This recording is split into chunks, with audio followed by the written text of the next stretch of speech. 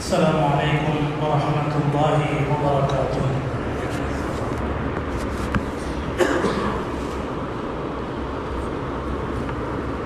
سبحانك لا علم لنا إلا ما علمتنا إنك أنت العليم الحكيم. رب اشرح لي صدري ويسر لي أمري واحلل عقدة من لساني يفقه قولي رب زدني علما. الحمد لله رب العالمين والصلاة والسلام على أشرف الأنبياء والمرسلين وعلى آله الطيبين وأصحابه الطاهرين ومن تبعهم بإحسان إلى يوم الدين. أما بعد، فقد قال الله تعالى في القرآن العظيم والفرقان المجيد: أعوذ بالله من الشيطان الرجيم، بسم الله الرحمن الرحيم. لقد كان لكم في رسول الله أسوة حسنة لمن كان يرجو الله واليوم الآخر وذكر الله كثيرا. قال النبي صلى الله عليه وسلم: إنما بعثت لأتمم مكارم الأخلاق. صدق الله العظيم وصدق رسوله النبي الكريم ونحن على ذلك من الشاهدين والشاكرين والحمد لله رب العالمين. எல்லா புகழும் ஏக வல்லவனாம் அல்லாஹ்வுக்கே உரித்தாகுது. ஸலவாத்தும் சலாமும் சன்னிமிக்க எம்பெருமானார் முஹம்மது முஸ்தபா ஸல்லல்லாஹு அலைஹி வஸல்லம் அவர்களின் மீதும், அன்னாரின் கிளையார்கள், தோழர்கள், சுஹதாக்கள், சாலிஹீன்கள், வலிமார்கள், உலக முஸ்லிம்கள் அனைவரின் மீதும், குறிப்பாக இங்கே வருகை தந்திருக்கக்கூடிய நம் அனைவரின் மீதும் எல்லாம் வல்ல அல்லாஹுவின் பேரருளும் பேருபகாரமும் என்றென்றும் நிரந்தரமாக நிலவட்டுமாக. சங்கைக்கும் பெருமதிப்பிற்கும் உரிய பெரியார்களே, கண்ணியத்திற்குரிய எல்லாம் வல்ல அல்லாஹுவின் நல்லடியார்களே, அல்லாஹ் சுப்ஹானஹு வ தஆலா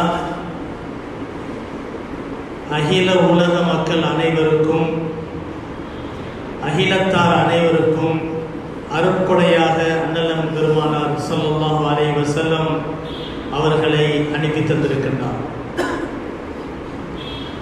நபி ஸல்லல்லாஹு அலைஹி வஸல்லம் அவர்களின் அருளின் ஒரு பகுதி அவர்களின் வழிகாட்டு. காரணம், அல்லாஹ் சுப்ஹானஹு வ தஆலாவினால் நேர்வழிக்காக வேண்டி அனுப்பப்பட்ட யாராக இருந்தாலும் எல்லோருமே அல்லாஹ்வுடைய ரஹ்மத் தான். அல்லாஹ் சுப்ஹானஹு வ தஆலா மனிதனை சிந்திக்கின்ற அறிவோடு சேர்த்து ஆறறிவு மிகுந்தவனாக அல்லாஹ் படைத்திருக்கிறான். உன்னுடைய படைப்பிலேயே சிந்தனை என்பது இருக்கிறது.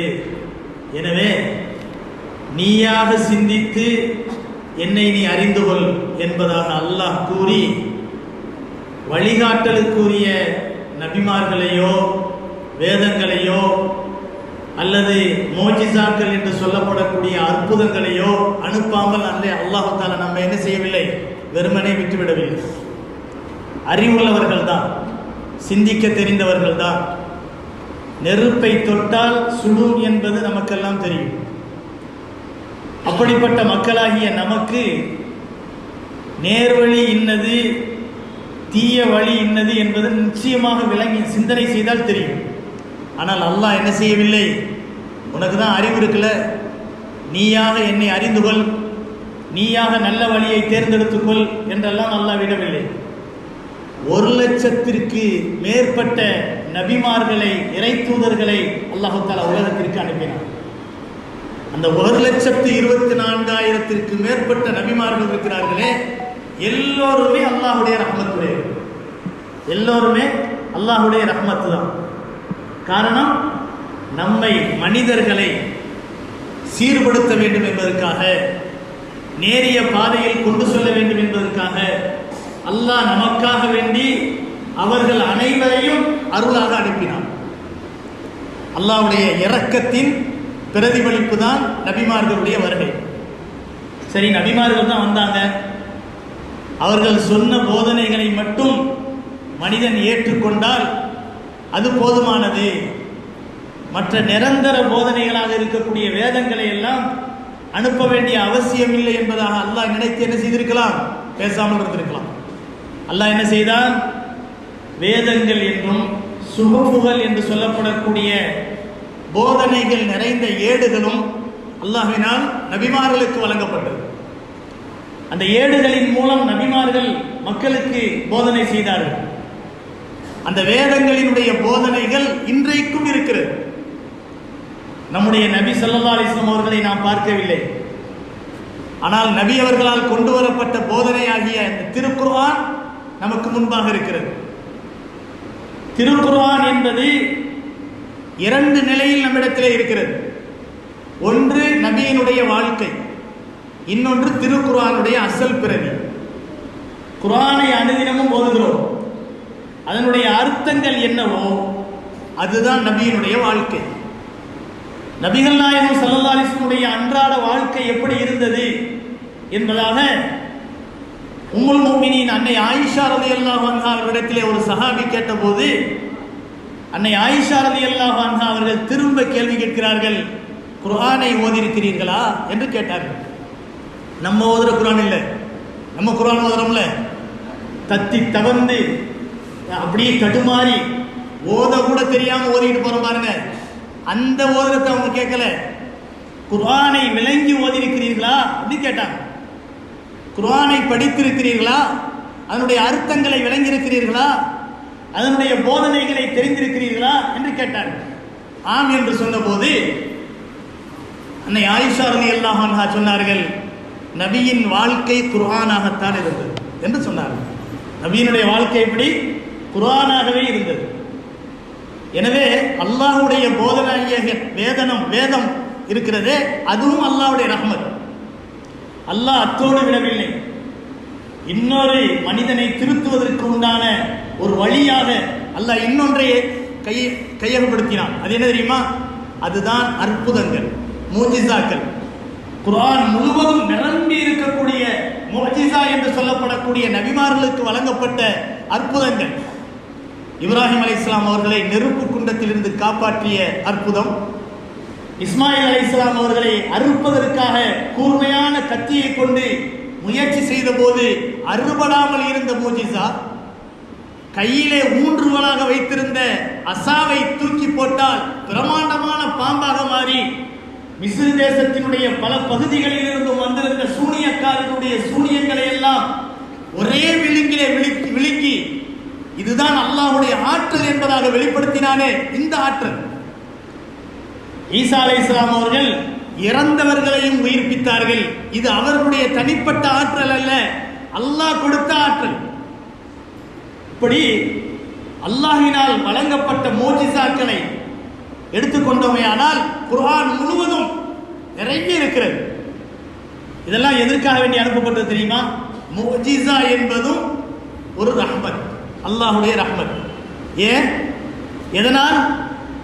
அல்லாஹ் சுப்ஹானஹு வ தஆலா திருந்தாத ஜென்மங்களாக இருந்த சில மனிதர்களை அவனுடைய சிந்தனைக்கு அப்பாற்பட்ட சில காரியங்களை காட்டி, இப்படிப்பட்ட ஒரு ஆற்றலுக்குரியவன் தான் ஏக இறைவனாகிய அல்லாஹ், அவனை ஏற்றுக்கொண்டால் தான் வெற்றி கிடைக்கும் என்ற அற்புதமான உபதேசத்தை அல்லாஹ் சுப்ஹானஹு வ தஆலா மோஜிசாவை காட்டி கூறினான்.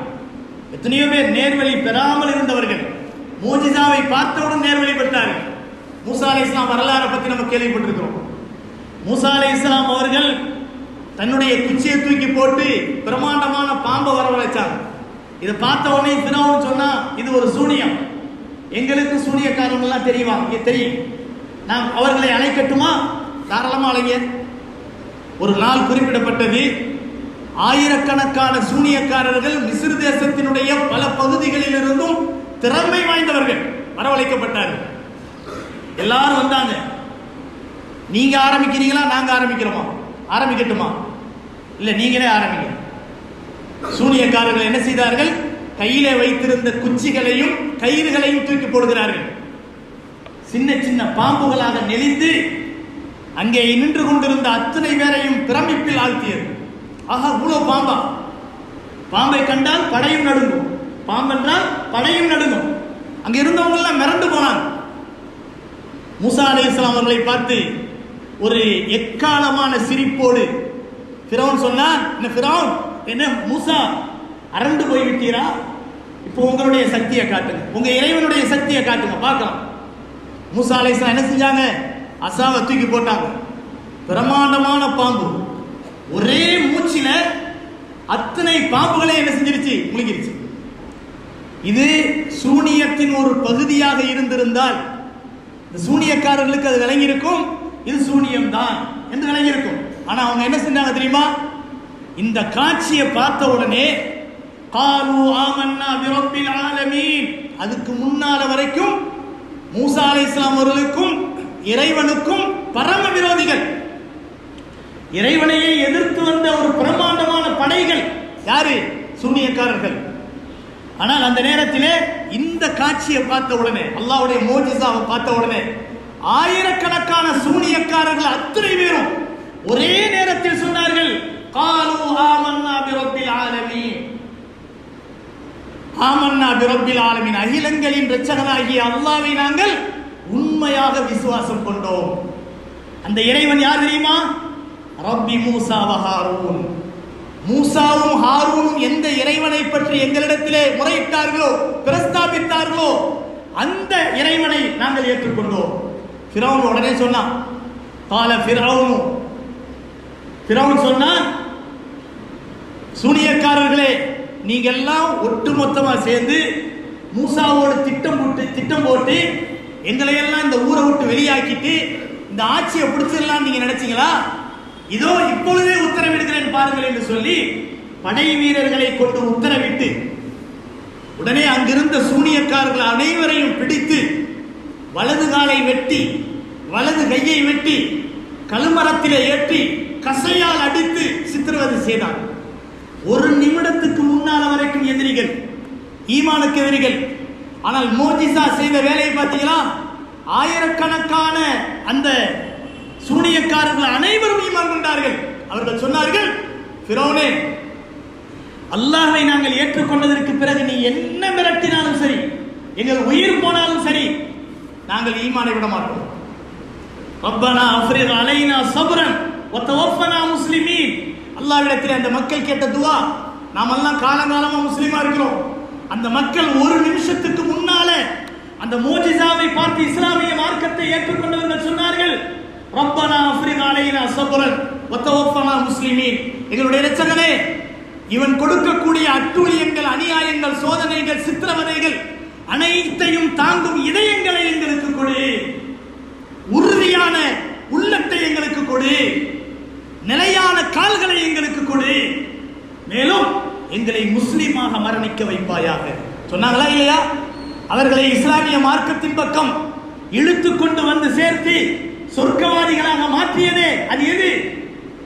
அல்லாஹ்வினால் மூசா அலைஹிஸ்ஸலாம் அவர்கள் காட்டி தந்த அந்த மோஜிசா. எனவே மோஜிசா என்பது ஒரு ரஹ்மத். எனவே தான் சொல்கிறோம், அருள் நபி ஸல்லல்லாஹு அலைஹி வஸல்லம் அவர்களும் அவர்களுடைய வாழ்க்கையும் அவர்களுடைய அற்புதங்களும் அனைத்தும் நமக்கு ரஹ்மத், அனைத்தும் ரஹ்மத். காரணம் என்ன? நபிமார்களுக்கு எத்தனையோ அற்புதங்கள் வழங்கப்பட்டது. ஆனால் அந்த அற்புதங்கள் எல்லாம் அவர்கள் வாழ்க்கை வாழ்ந்ததோடு அதுவும் முடிந்து விட்டது. மூசா அலைஹிஸ்ஸலாம் வாழ்ந்தார்கள், அசா எங்கேயும் தெரியல, எங்கேயாவது இருக்கலாம். ஆனா அந்த அசாவுக்கு இன்னைக்கு அந்த ஆற்றல் இருக்கா? அந்த அசாவை யாரோ போய் தேடி பிடிச்சி கண்டுபிடிச்சிட்டாருன்னு வச்சுக்கிறீங்க.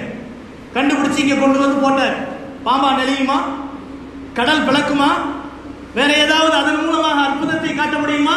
மூசா அலைஹிஸ்ஸலாம் அவர்களுக்கு வழங்கப்பட்ட அற்புதம் மூசா அலைஹிஸ்ஸலாம் அவர்களோடு முடிந்து விட்டது.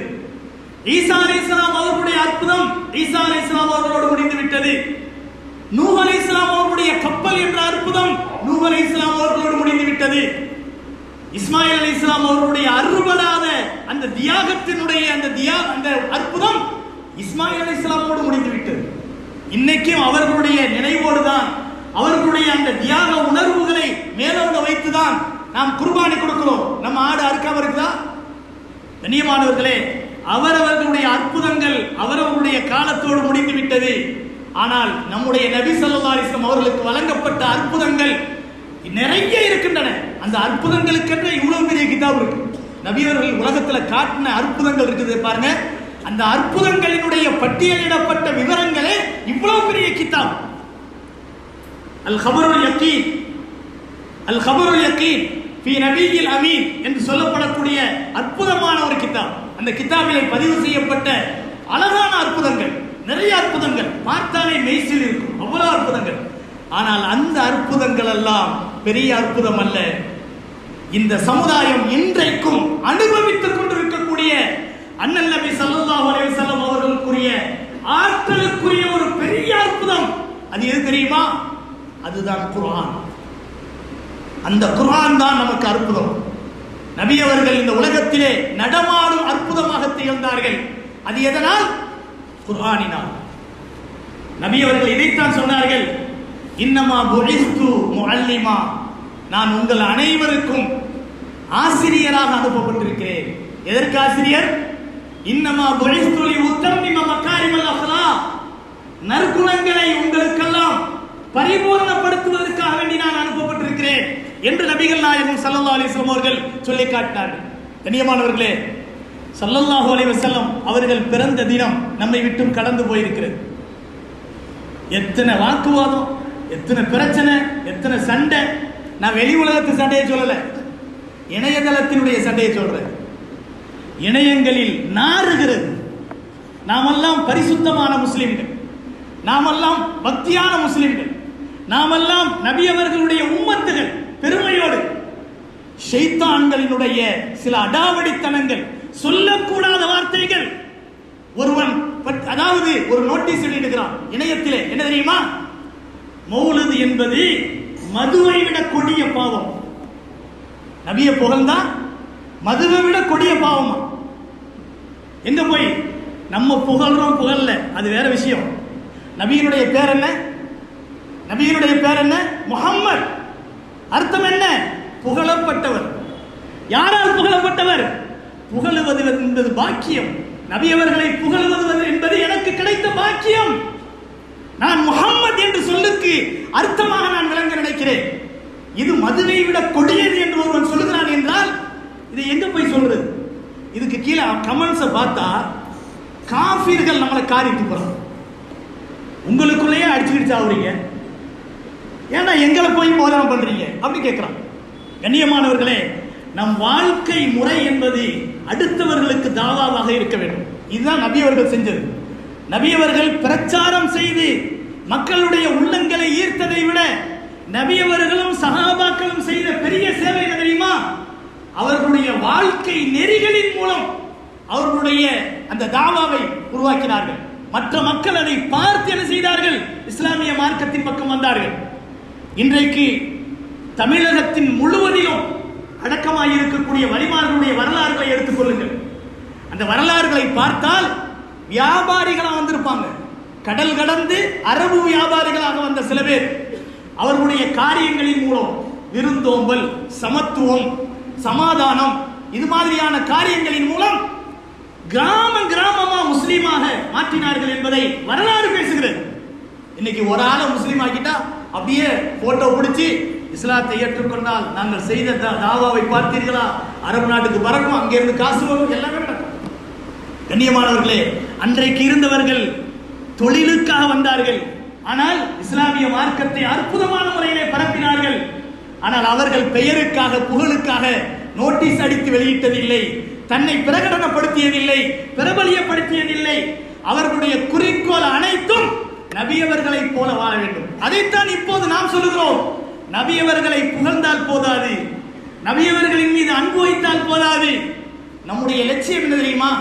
நபியவர்கள் எப்படி வாழ்ந்தார்களோ அந்த வாழ்க்கை அப்படியே வாழ்ந்து காட்டுவது. இதுதான் ஒரு முஸ்லிமினுடைய அடையாளம். ஒரு முஸ்லிம் எப்படி இருக்க வேண்டும்? நம்முடைய வாழ்க்கையின் மூலம் பிற மக்கள், ஓ இஸ்லாம் என்பது இவ்வளவு புனிதத்துவம் வாய்ந்ததா என்று சொல்லி மனம் மாறி இஸ்லாத்துக்கு வரக்கூடிய அளவுக்கு உள்ள அற்புதமான வாழ்க்கையாக இருக்க வேண்டும். இதை நபி அவர்கள் காட்டினார்களா இல்லையா? ஸல்லல்லாஹு அலைஹி வஸல்லம் அவர்கள் காட்டி தந்த வழிமுறை.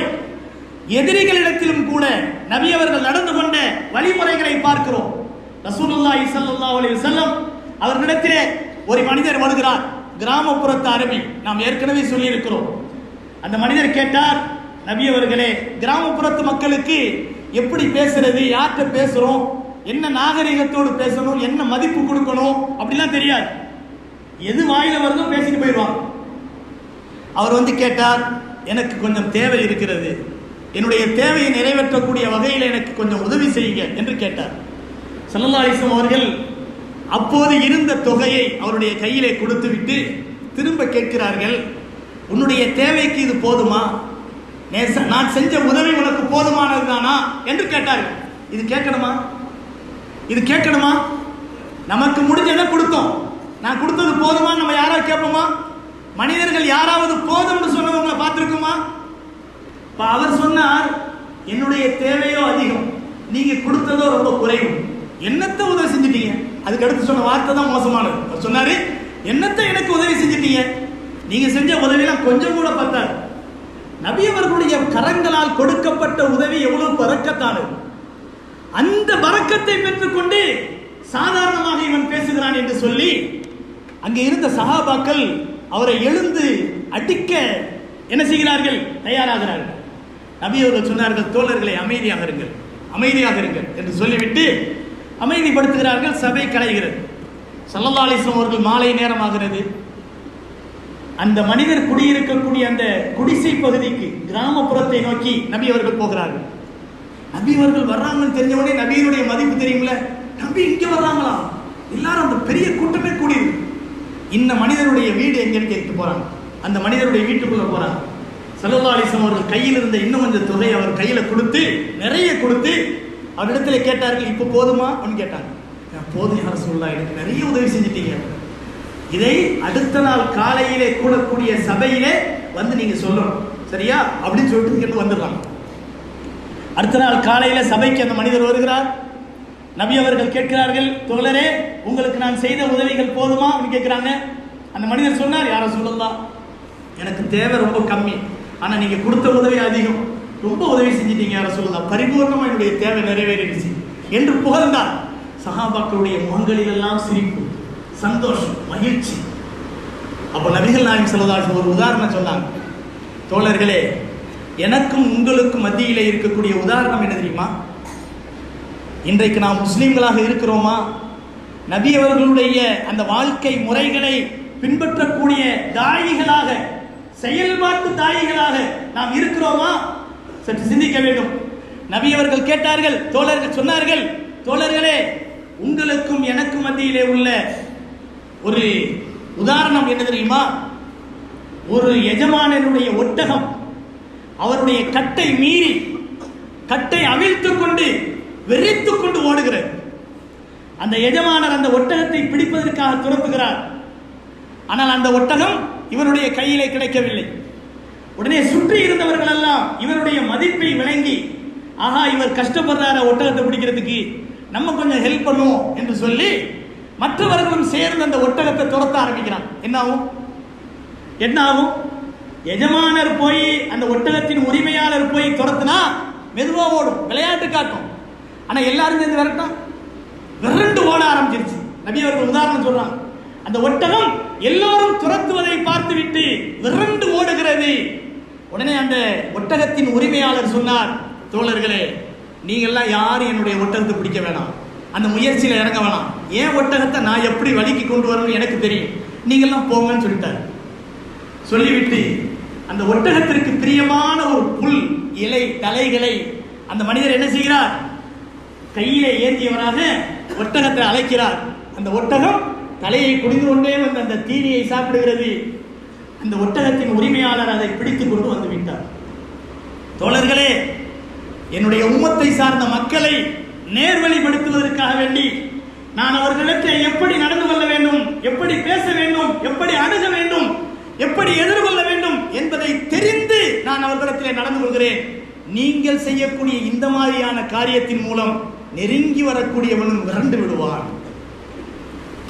நம்ம எப்படி இருக்கணும்? நம்முடைய நிலை என்ன? இன்றைக்கு முஸ்லீம் என்று சொன்னாலே, முஸ்லீம்களுடைய வாழ்க்கை முறைகளை பார்த்தாலே, இந்த பகுதியில் இருக்கக்கூடியவங்க எல்லாம் சாரை சாரையாக பள்ளிவாசலுக்கு வந்து முஸ்லீம் ஆகிடுவாங்களா? அப்படி ஒரு நிலை இருக்கிறதா? கண்ணியமானவர்களே, ஒரு மனிதரை குற்றவாளி என்று பிடிக்கப்பட்டு யமாமாவினுடைய ஒரு மன்னர் சுமாமா என்பவர் அவர் கைதியாக்கப்படுகிறார். மஸ்ஜித் நபவியில 3 நாள் கட்டப்பட்டிருந்தார் பள்ளிவாசலுடைய தூண்ல. அவர் ஒரு மன்னர், ஸல்லல்லாஹு அலைஹி வஸல்லம் அவர்களுக்கு பரம விரோதி. பள்ளிவாசலுடைய தூண்ல கட்டப்பட்டிருக்கிறது. நபி அவர்கள் சொன்னாங்க, அவரை பேசாம விட்டு வைங்க, சாப்பாட்டு நேரத்தில் மட்டும் அவுத்து விடுங்க அப்படின்னா, அவருடைய சுய தேவைகளுடைய நிலைகளில் மட்டும் அவுத்து விடுங்க அப்படின்னு சொன்னாங்க. கட்டப்பட்டிருக்கிறார். முதல் நாள் நபி அவர்கள் வந்தார்கள். மனிதரே, எப்படி இருக்கிறீங்க? நல்லா இருக்கீங்களா? உங்களுடைய மனசுல என்ன ஏதாவது ஆசை இருக்குதா? ஏதாவது மன்னிப்பு கேட்க நினைக்கிறீங்களா? நஷ்ட ஈடு கொடுக்க நினைக்கிறீங்களா? என்னிடமிருந்து விடுதலை பெற்று செல்வதற்கு உங்களுடைய மனசுல ஏதாவது ஆசை இருக்குதா? அவர் அந்த வெறியோடு பேசினார். முஹம்மதே, முஹம்மதே, இந்த உலகத்திலேயே ரொம்ப வெறுப்பானவர் நீர்தான். என் கண்ணுக்கு முன்னால நிக்காதீங்க, போங்க. நீங்கள் உங்களிடத்திலே நான் மன்னிப்பு கேட்பதற்கு பாரமாக என் உயிர் இந்த தூணிலே கட்டப்பட்ட நிலையில் அப்படியே பிரிந்தாலும் பரவாயில்லை, நான் செத்து மடிவேனே தவிர உங்களிடத்திலே மன்னிப்பு கேட்க மாட்டேன். திட்டுகிறார், பேசுகிறார். நபி அவர்களை முகத்திற்கு முன்னால் நிற்பதை விட்டும் துரத்துகிறார். ஸல்லல்லாஹு அலைஹி வஸல்லம் பேசாம வந்துடுறாங்க. தொழுகை நடக்குது. சஹாபாக்களுடைய நடவடிக்கைகள், பேச்சுவார்த்தைகள் எல்லாத்தையும் கவனிக்கிறார். 2வது நாள் வர்றாங்க. தோழரே, எப்படி இருக்கிறீங்க? நல்லா இருக்கீங்களா? தலையை குனிஞ்சுக்கிறார். என்னிடத்துல மன்னிப்பு கட்டு விடுதலை ஆகும் ஏதாவது ஆசை வருதா? என் கண்ணு முன்னால் அடிக்காதீங்க, போங்க. உங்களை நான் இந்த உலகத்திலே பெரிய பரம விரோதியாக நினைக்கிறேன். என் கண்ணுக்கு முன்னாலே நின்று விடாதீர்கள், செல்லுங்கள் இங்கிருந்து. துரத்துகிறார். நபி அவர்கள் புன்னகைத்தவாறே திரும்பி வந்துடுறாங்க. 3வது நாள் ஆகும். உணவு இல்லாமல், குடிப்பு இல்லாமல், வைராக்கியத்தோடு உண்ணாவிரதம் இருக்கிறார். அவர் அப்படியே மயங்குகிறார். கண்களெல்லாம் பஞ்சடைக்கிறது. நபி அவர்கள் வந்தார்கள். தோழரே, எப்படி இருக்கிறீங்க? அஷ்ஹது அல்லா இலாஹ இல்லல்லாஹ் வ அஷ்ஹது அன்ன முஹம்மது ரசூலுல்லாஹ். நான் மனம் மாறிவிட்டேன் யா ரசூலுல்லாஹ், என்னை மன்னித்து விடுங்கள், என்னை அவிழ்த்து விடுங்கள் சொல்லுகிறார். புது ஆடைகள் கொடுக்கப்படுகின்றன. தோட்டத்திற்கு சென்றார், குளித்தார், தலைமொழிகினார். நபி அவர்களுடைய கரங்களை பிடித்து பரிசுத்தமான கலிமாவை மொழிந்து உயர்ந்த ஒரு முஸ்லிமாக மாறுகிறார். சொன்னார், நான் யமாமாவின் பகுதியினுடைய தலைவன். அங்கிருந்து தான் விவசாய பொருட்கள் மக்காவுக்கு வர வேண்டும். ஒரு தானியத்தை கூட மக்காவாசிகளுக்கு நான் கொடுக்க மாட்டேன் என்ற வைராக்கியத்தோடு நான் செல்கிறேன். ஸல்லல்லாஹு அலைஹி சொன்னார்கள், வேண்டாம், உங்களுக்கு நீங்கள் எப்படி இவ்வளவு நாட்களாக அந்த மக்களுக்கு தானியங்களை கொடுக்கிறீர்களோ அதே மாதிரி விநியோகம் செய்யுங்கள். உங்களுடைய நடத்தையின் மூலம் உண்மை முஸ்லிமாக மாறி காட்டுங்கள் என்று சொன்னார். இதுதான் இஸ்லாம். 3 நாள் பள்ளிவாசல்ல ஒருத்தர் தங்குறாருன்னு சொன்னா நபியவர்களை போலவே அவர் மாற நினைக்கிறாரே, அதுதான் நம்முடைய தாவா. நாம் அப்படி இருக்கிறோமா? நம்முடைய பேச்சு எப்படி இருக்கிறது? நம்முடைய பார்வை எப்படி இருக்கிறது? நம்முடைய சிரிப்பு எப்படி இருக்கிறது? நம்முடைய வாழ்க்கை எப்படி இருக்கிறது? நம்முடைய வியாபாரம் எப்படி இருக்கிறது? நம்முடைய கொடுக்கல் வாங்கல் எப்படி இருக்கிறது? நம்முடைய அணுகுமுறை எப்படி இருக்கிறது? நம்முடைய சலாம் எப்படி இருக்கிறது? சற்று சிந்தித்து பாருங்கள். நபி அவருடைய வாழ்க்கையை படிக்கின்ற அதே நேரத்தில் நம்முடைய வாழ்க்கையும் படித்து பார்க்கும் போது டோட்டலா இன்னைக்கு நம்ம முஸ்லிம் தானா நமக்கே சந்தேகம் வரும். அந்த வார்த்தைகள் இல்லை, அந்த சிரிப்பு இல்லை, அந்த நடைமுறை இல்லை, அந்த கலாச்சாரம் இல்லை, அந்த பக்குவம் இல்லை, அந்த வியாபாரம் இல்லை, அந்த கொடுக்கல் வாங்கல் இல்லை. நம்முடைய தீனி, சாப்பாடு, உணவு, குடிப்பு ஹலாலா ஹராமா என்ற சிந்தனையே இல்லை. அருமையான பெருமக்களே, அமல்களின் மூலம் அல்லாஹ்வை அடைய வேண்டும் என்று சொன்னால் அந்த அமல் ஏற்றுக்கொள்ளப்படுவதற்கு ஹலால் தேவை. அந்த ஹலால் எத்தனை இடத்துல இருக்கு? இன்றைக்கு சாப்பிடக்கூடிய உணவு ஹலால் தானா, அது ஹராம் ஏதாவது கலந்திருக்கிறதா என்று யாராவது யோசிக்கிறோமா? திருமணத்திற்கு செல்கிறோம், என்ன வியாபாரம் செய்கிறான் என்பது தெரியாது, ஆனால் சாப்பிட்டு விட்டு வருகிறோம். கண்ணியமானவர்களே, நபிகள் நாயகம் ஸல்லல்லாஹு அலைஹி வஸல்லம் அவர்கள் மீது உண்மையான முஹப்பத் வைப்பது அனைவரின் மீதும் கட்டாய கடமை. அந்த முஹப்பத்தின் வெளிப்பாடு நபி அவர்களை அணு அணுவாக பின்பற்றுவது. அல்லாஹ் சுப்ஹானஹு வ தஆலா நபியின் உண்மை ஆஷிக்குகளாக நம் அனைவரையும் ஆக்கி அருள்வானாக. அந்த நபியினுடைய ஹக்காகிய நடைமுறை கலாச்சாரத்தில் அந்த நபியினுடைய செயல்பாடுகளை கொண்டு வந்து பரிசுத்த முஸ்லிம்களாக வாழ்வதற்குரிய பக்குவத்தை அல்லாஹ் நம் அனைவருக்கும் தந்த அருள் புரிவானாக. வஆகிரு தஅவானா அல்ஹம்துலில்லாஹி ரப்பில் ஆலமீன். அஸ்ஸலாமு அலைக்கும் வரஹ்மத்துல்லாஹி